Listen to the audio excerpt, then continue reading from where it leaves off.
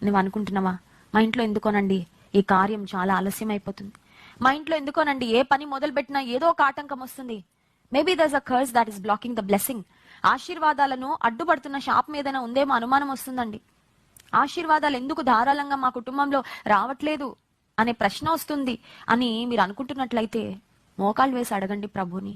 ఆశీర్వాదాలకు మనం వారసులు అవుటకు దేవుడు పిలిచారు, కానీ శాపమునకు వారసులు అవ్వాలని దేవుడు మనల్ని ఏర్పాటు చేసుకోలేదు. మ్రాను మీద వ్రేలాడి యేసయ్య he hung on a tree and he bore our curse on the cross. సిలువ మీద మన శాపమును ఆయన భరించి మన శాపము నుండి మనల్ని విముక్తులుగా చేశారు. హల్లెలూయా. నా పితరులు చేసిన శాపం నా మీద ఆపరేట్ చేస్తుందేమో. నో, యేసు రక్తములో, యేసు యొక్క సిలువ త్యాగంలో ఆ శాపం అంతా క్యాన్సిల్ అయిపోయింది. హల్లెలూయా. ఆ రుణం అంతా తీర్చబడింది, ఆ పాపం అంతా కొట్టివేయబడింది. If you are born again, no curse can operate on your life.